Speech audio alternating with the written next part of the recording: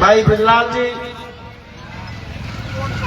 और बीपी जी, बहुत सारे साथी हैं भाई। अभी ब्रजेश जी बहुत ही अच्छे प्रखर वक्ता हैं। हमको लगता है कि 1 घंटे से ज्यादा इन्होंने अपनी बात को यहाँ पर रखा है। हम लोग माया से पहले थे तो पता लगा कि ये बोल रहे हैं। सारी बातों को इन्होंने रखने का काम किया। भाई विशाल जी, हमारे प्रमुख जी, और सामने बैठी हुई हमारी माताएं बहनें, पिता तुल बुजुर्गों, नौजवान साथियों। लगभग 11 बजे से कार्यक्रम है और 12 बजे से आप इन लोगों को झेल रही हैं। अब शाम का समय है, आपको भी अपने घर का खाना वाना बनाना है, खेती बाड़ी में काम करना है, तो इसलिए बहुत ज्यादा समय में अब नहीं मैं लूंगा। सारी बात, कोई ऐसी बात नहीं है जिस बात को आप न जानते हो, हमसे बेहतर जानते हैं। और सबसे ज्यादा तो अब बच्चे जानना शुरू कर दिए। बच्चे मोबाइल खोल करके जो इनकी इच्छा होती वो सब जान लेते हैं। तो यहाँ सब जागरूक लोग बैठे हैं। लंबी चौड़ी कोई बात नहीं कहनी है।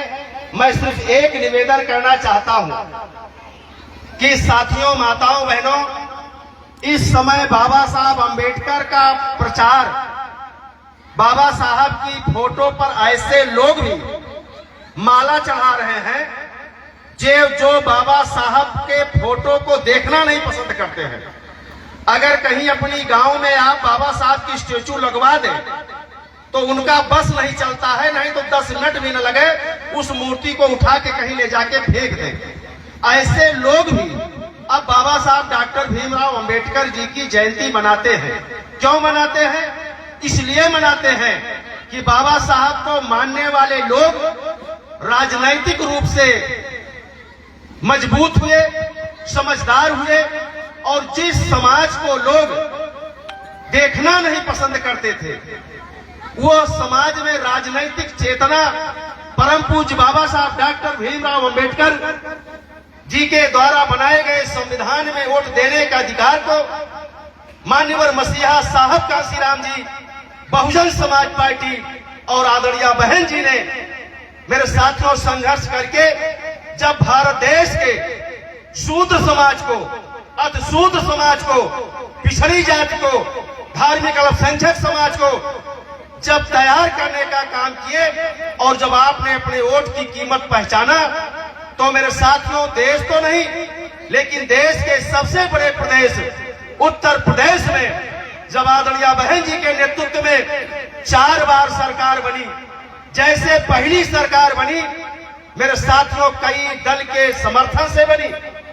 उस समय मुलायम सिंह यादव जी के गुंडई से त्रस्त होकर के माननीय बहन जी को मुख्यमंत्री बनाने में कम्युनिस्ट पार्टी के लोगों ने सहयोग किया, भारतीय जनता पार्टी के लोगों ने सहयोग किया, कांग्रेस पार्टी के मेरे साथियों विधायकों ने सहयोग किया, निर्दल विधायकों ने सहयोग किया, और जब सब लोगों ने सहयोग किया तो 67 विधायक लेकर के माननीय बहन कुमारी मालती जी ने बहुजन समाज में जन्मे संतों, गुरुओं, महापुरुषों के, मेरे साथियों, इतिहास को लिखने का काम देश के सबसे बड़े प्रदेश उत्तर प्रदेश में करने का काम किया। जब बहुजन समाज में जन्मे संतों, गुरुओं, महापुरुषों का इतिहास आपने लिखना शुरू कर दिया, तो मेरे साथियों, 1 बार आपकी सरकार बनी, 2 बार बनी, 3 बार बनी, ये 3 बार लोगों ने हमें समर्थन दिया। चौथी बार आप लोगों ने अंगड़ाई लिया और पूर्ण बहुमत की सरकार बन गई। जब पूर्ण बहुमत की सरकार बन गई तो हमारे नौजवानों ने अति उत्साह में आकर के नारा लगा दिया। नारा लगाया कि यूपी हुई हमारी है, अब दिल्ली की बारी है। जैसे नारा आपने लगाया, तुरंत आपका विरोधी सतर्क हो गया। कहा थोड़ा सा हम अस्थिर हो गए, तो इन्होंने बहुजन समाज का तो इतिहास देश के साथ साथ देश के सबसे बड़े प्रदेश उत्तर प्रदेश में तो लिख दिया। अगर हम इनको नहीं रोकेंगे, अगर ये कहीं देश की सबसे बड़ी कुर्सी जो बाबा साहब अम्बेडकर चाहते थे, सबसे बड़ी कुर्सी है प्रधानमंत्री की कुर्सी पर, अगर ये बहुजन समाज के लोग अगर बहुजन समाज पार्टी के नेतृत्व में अगर केंद्र में अपनी सरकार बना लेंगे तो देश के कोने कोने में बहुजन बहुजन समाज का इतिहास लिख उठेगा। और अगर बहुजन समाज का इतिहास लिख उठेगा तो जो लोग हमारे ऊपर राज करते हैं उनकी दुकानदारी अपने आप बंद हो जाएगी। इसलिए मेरे साथियों, आपको रोकने के लिए लोगों ने लंबी साजिश रचा।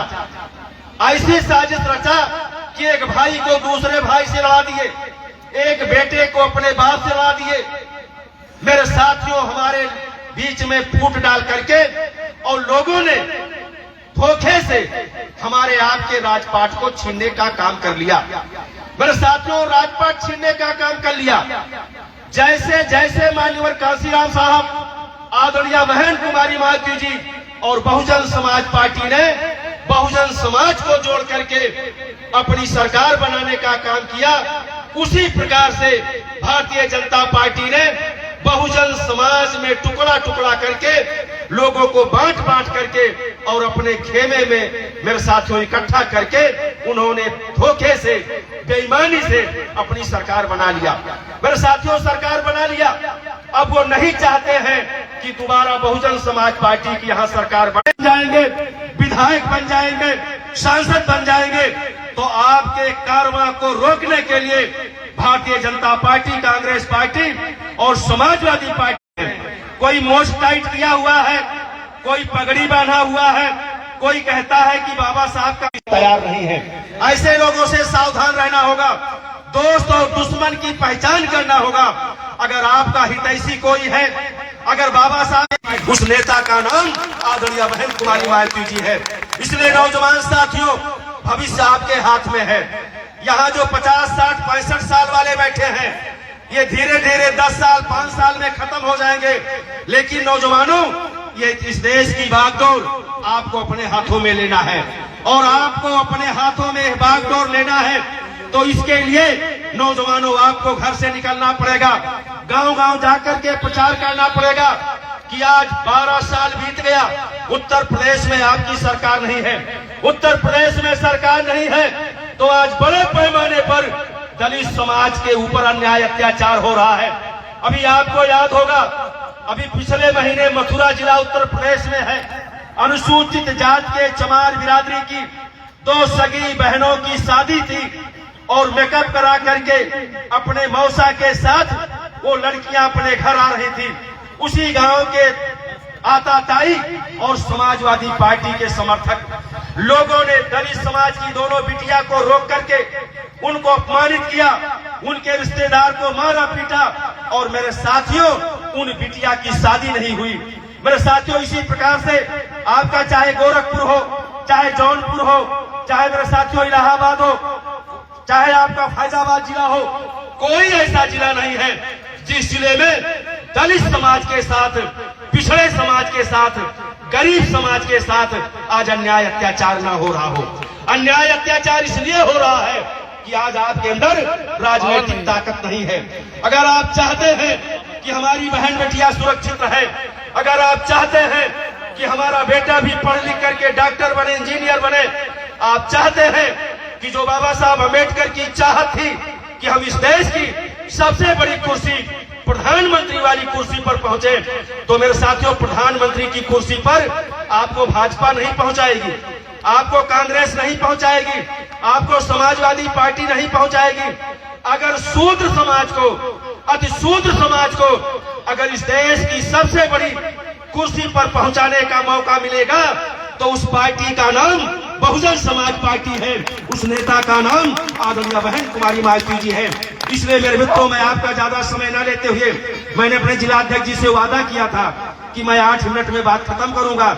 इसलिए मैं पुनः आप सभी लोगों का स्वागत करते हुए, अभिनंदन वंदन करते हुए, आइए हम सब लोग संकल्प लें कि मेरे साथियों, 1 साल के अंदर पंचायत का चुनाव होगा, फिर पंचायत चुनाव के बाद विधानसभा का चुनाव होगा। पंचायत के चुनाव में हमें बहुजन समाज पार्टी के कार्यकर्ता साथियों को अपने अपने गांव में प्रधान बनाना है, क्षेत्र पंचायत का सदस्य बनाना है, जिला पंचायत का सदस्य बनाना है, ब्लॉक प्रमुख बनाना है, जिला पंचायत अध्यक्ष बनाना है। और अम्बेडकर नगर जिले में अगर हमारा जिला पंचायत का अध्यक्ष हो जाएगा, ब्लॉक प्रमुख हो जाएगा, तो मेरे साथियों डायरी खोल के लिख लीजिएगा 2027 में जब विधानसभा का चुनाव होगा तो 5 की 5 सीट अम्बेडकर नगर की बहुजन समाज पार्टी जीतेगी और आदरणीय बहन कुमारी मालती जी उत्तर प्रदेश की 5वीं बार मुख्यमंत्री बनेगी। इसी आशा उम्मीद के साथ मैं पुनः अपने सभी संतों गुरुओं महापुरुषों के चरणों में नमन बंदन करते हुए मंचासीन अपने सभी बहुजन समाज पार्टी के जिम्मेदार साथियों का दिल से स्वागत करते हुए मंच के सामने बैठे हुए सभी बहुजन समाज पार्टी के साथियों का, माताओं बहनों का, प्यारे बच्चों का मैं बाबा साहब डॉक्टर भीमराव अम्बेडकर की जयंती के पावन अवसर पर दिल से आप लोगों को बधाई देते हुए अपनी बात को ही पर विराम देता हूँ। बहुत बहुत धन्यवाद। जय